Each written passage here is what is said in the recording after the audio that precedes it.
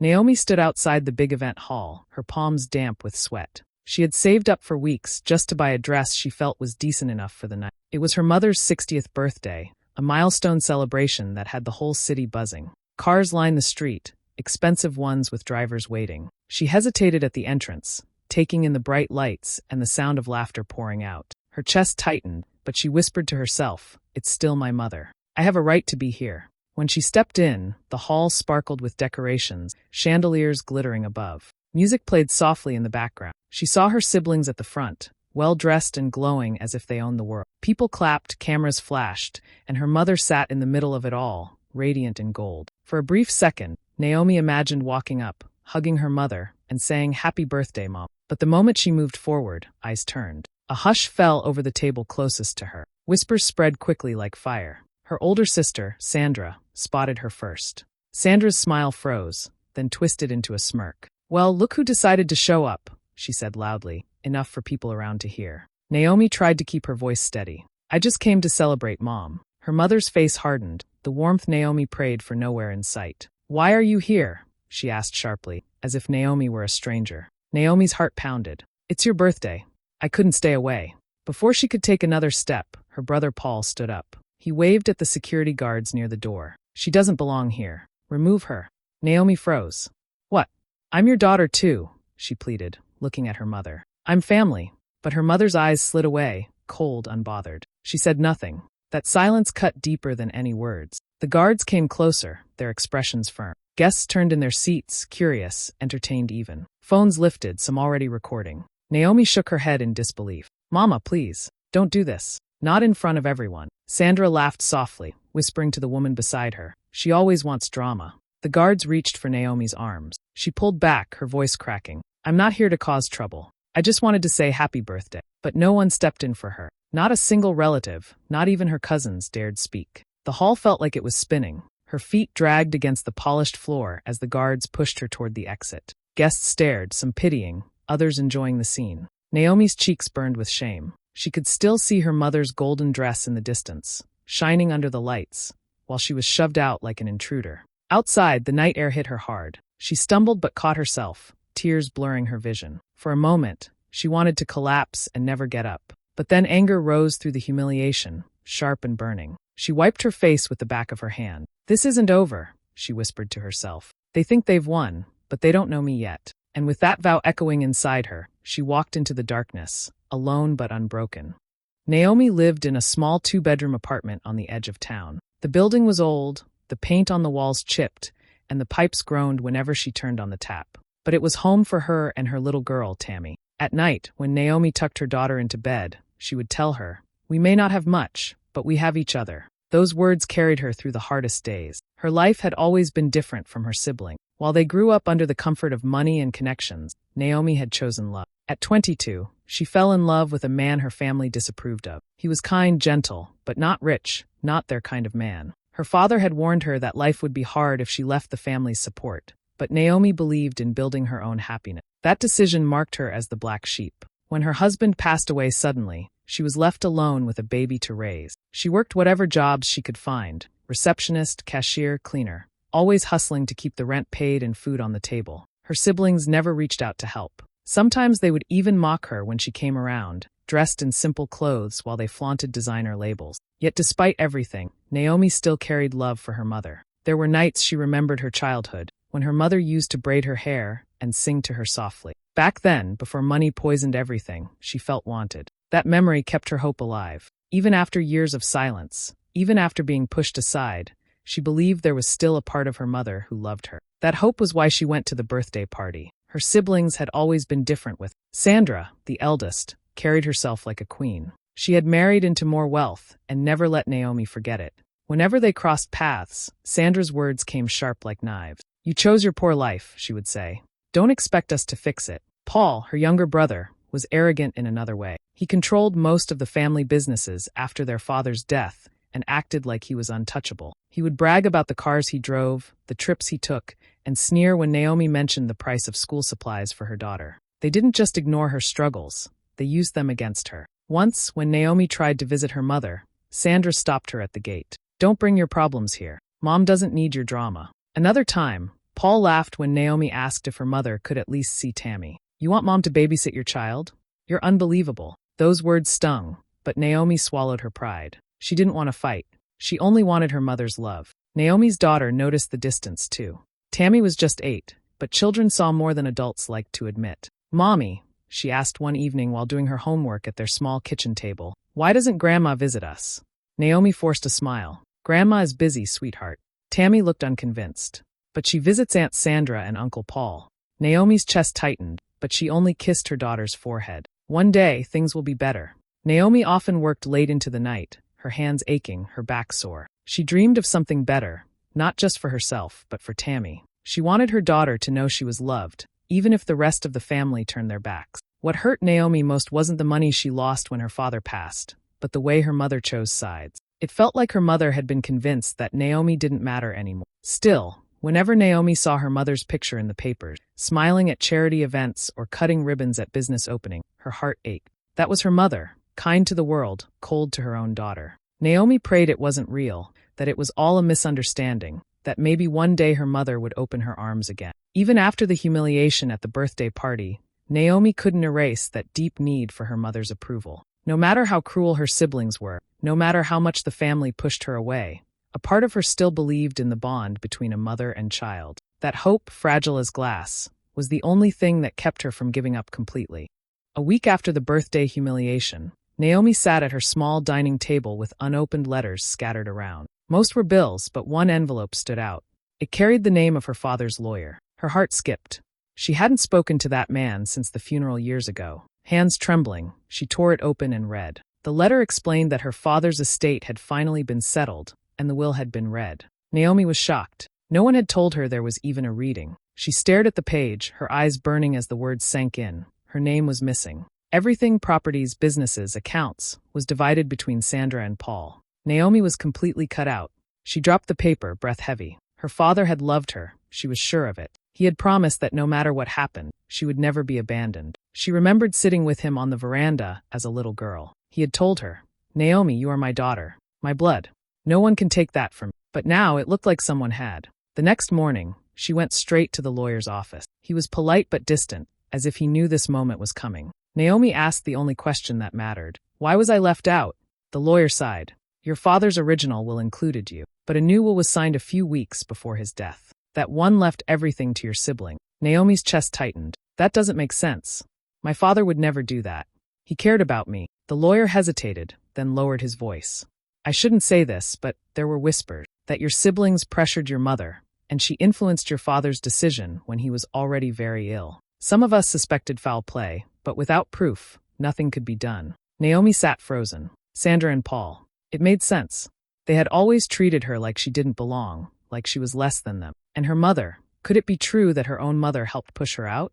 On her way home, her thoughts raced. She remembered small things that hadn't made sense at the time. How, during her father's last days, Sandra and Paul barely let her visit. How her mother always repeated that Naomi had chosen her own path and didn't need family money. How Paul once slipped and said, "Don't expect a dime when Dad is gone." At the time, Naomi thought it was just cruelty. Now she realized it had been a warning. That night, she couldn't sleep. Tammy was fast asleep beside her, her little hand curled into Naomi's. Naomi stared at the ceiling, her heart breaking. It wasn't just about money. It was about betrayal. They had taken her father's promise, twisted it, and erased her as if she never existed. Her mind went back to the birthday party, her mother's cold eyes, her siblings' mocking smiles. They hadn't just humiliated her for fun. They had wanted to make sure she knew her place. They wanted her silent, forgotten, erased. By morning, her grief had hardened into something else.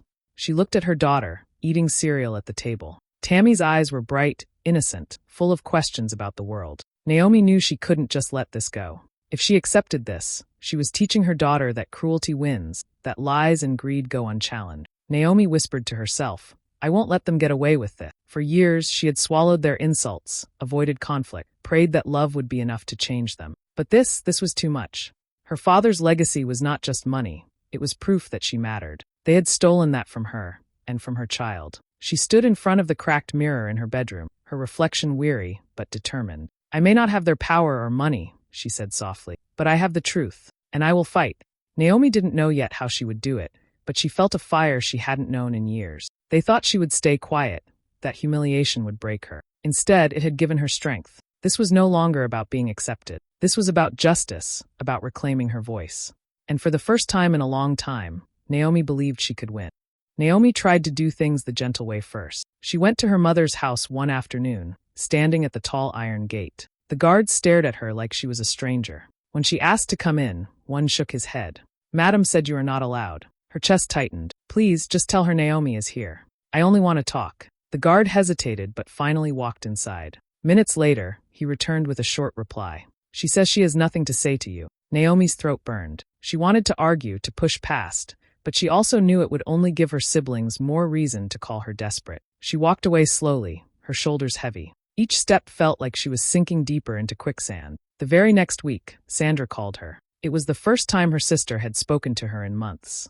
Naomi thought maybe it was peace, but Sandra's voice was sharp, laced with venom. "Stop embarrassing yourself, Naomi. Everyone knows you're just after money. That's why you keep showing up like a beggar." Naomi's grip on the phone tightened. "I'm not after money. I just want the truth. Dad never meant to cut me off." Sandra laughed coldly. "The truth? You left this family years ago. You chose a poor life. Don't come back now trying to claim what you don't deserve." And then she hung up, leaving Naomi staring at the screen, her heart pounding with rage. The lies spread quickly. Naomi started hearing from old family friends that Sandra and Paul had been telling people she was unstable, that she was bitter because she wasted her life, that she was trying to destroy the family name. The words hurt, but what hurt more was that her mother never defended her. Instead, she stayed silent, allowing the lies to grow. One evening, Naomi was cooking dinner when Tammy looked up from her homework. "Mommy, why does Grandma hate us?"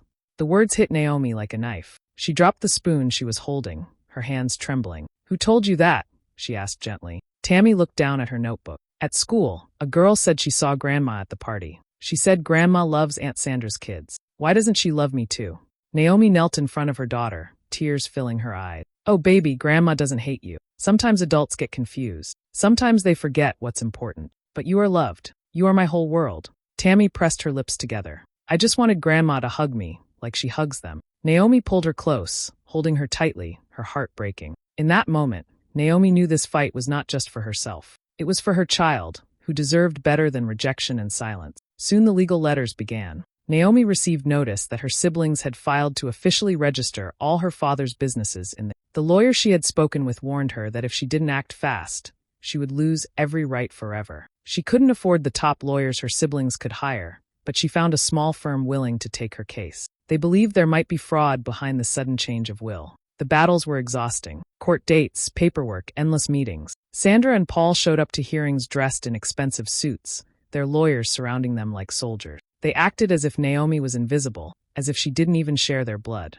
Every time she entered the courtroom, she felt small, but she reminded herself that she was standing there for her father's truth and for her daughter's future. Outside the courtroom, the insults grew louder. Gossip columns hinted at family drama. People whispered about Naomi being jealous, desperate, even dangerous. She walked through the market one day and overheard two women saying, "That's the one who tried to fight her own mother for money." Naomi bit her lip so hard she tasted blood, but she kept walking, refusing to let them see her break. At night, when Tammy was asleep, Naomi sat alone at the table, papers spread out in front of her. She prayed for strength. Sometimes she cried until her chest hurt, but each morning she wiped her face, packed her daughter's lunch, and kept moving. She told herself, "If I give up, they win. And I can't let them erase me." One afternoon, after another failed attempt to speak with her mother, Naomi sat in her car outside the mansion. She watched as Sandra's children ran into their grandmother's arms, laughing, while her own daughter sat miles away waiting for her mother to come home. Something inside Naomi snapped.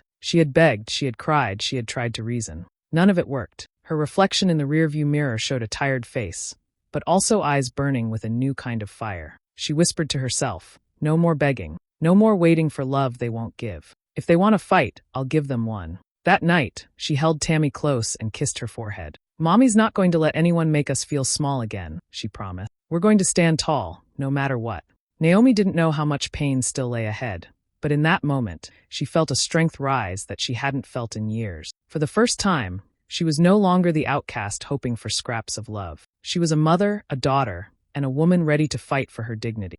The day of the second will reading came. The lawyer had called everyone back after Naomi's small legal team uncovered new documents. Naomi walked into the room with her head held high, even though her stomach twisted with nerves. Sandra and Paul were already there, sitting beside their mother. They looked relaxed, confident, almost smug. Her mother avoided her eyes, staring straight ahead as if Naomi were invisible. The lawyer cleared his throat and began. "We are here because new information has come to light.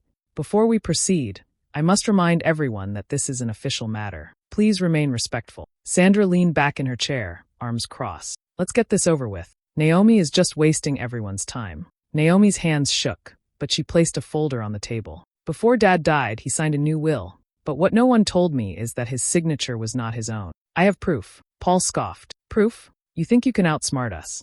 Naomi opened the folder and slid papers across the table. "This is a handwriting analysis from an independent expert. The signature on the second will does not match Dad's real handwriting. And here," she pulled out another sheet, "is the hospital report. At the time the will was supposedly signed, Dad was sedated and barely conscious. He couldn't have signed anything." The room fell silent. For the first time, Sandra's smirk faltered. The lawyer adjusted his glasses, reading through the documents carefully. Naomi continued, her voice steady now. "And here are witness statements from 2 nurses. They say you both came in and pressured Mom to sign papers on Dad's behalf. You told them it was for medical reasons, but it wasn't." Her mother's head snapped up. "What?" she whispered, confusion in her eyes. Sandra shook her head quickly. "She's lying, Mother. Don't listen." But Naomi pressed forward. "I didn't want to believe it. I wanted to think maybe Dad really changed his mind. But the truth is here. You 2 tricked him. You took advantage of his sickness. You used Mom's trust to erase me." Her mother's face grew pale. She looked from Sandra to Paul, searching their faces for an answer. Paul tried to laugh it off. "This is ridiculous. She probably forged those papers herself." But the lawyer cut in sharply. "These documents are legitimate. If this is true, it means the second will is invalid." The weight of the words dropped like a stone in the room. Naomi could feel her pulse racing. She looked at her mother, her voice breaking now. "Mama, I have been humiliated, rejected, and treated like I am nothing. All I ever wanted was your love. But they made you believe I was against you. They lied to you, and you let them throw me away." Tears welled in her mother's eyes. She shook her head slowly, whispering, "Sandra? Paul, tell me she's lying." Sandra's lips tightened. Paul stayed silent. Their silence was louder than any confession. Naomi stepped closer to her mother. "Mama, I stood outside your gate begging to see you. I brought your granddaughter to meet you, and you turned her away. Do you know how she cries at night asking why her grandma hates her? Do you know what it's like to hold a child and have no answers?" Her mother's shoulders shook. For the first time in years, Naomi saw weakness in her, not coldness. "I thought you left us," she whispered. "They told me you didn't care anymore. They said you only wanted money." Naomi's tears spilled freely now. "No, Mama. I left because I chose love, but I never stopped being your daughter. Money was never what I wanted. I just wanted you." The room was thick with silence. Sandra slammed her hand on the table. "Don't fall for this, Mother. She's manipulating you." But her mother turned sharply, her voice trembling with anger. "Enough! You both lied to me. You made me turn my back on my own child. How could you?" Sandra opened her mouth to speak, but the words died on her lips. Paul looked away, shame flickering across his face.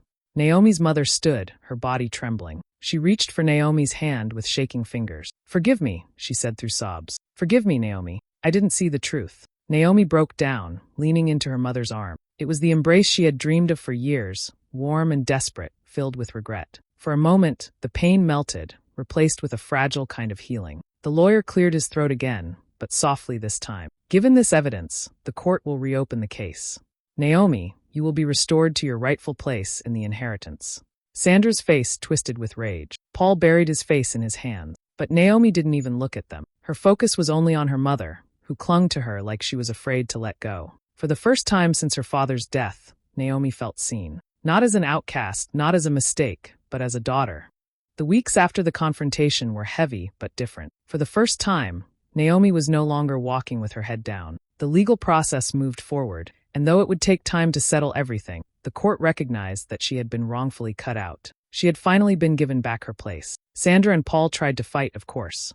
They brought in more lawyers, spread more rumors, and threw tantrums in court. But their power no longer held the same weight. The truth was out, and people who once whispered against Naomi now looked at her with new respect. Some even apologized quietly, saying they hadn't known what really happened. Her mother reached out more often after that day. She called Naomi at night, sometimes crying, sometimes just sitting in silence on the other end of the line. It was not perfect. The years of pain couldn't disappear overnight. But there was a start, and for Naomi, that meant more than any amount of money. Still, Naomi knew something deep inside her had changed. She no longer needed to beg for love. no longer needed to prove herself to people who only saw her as less.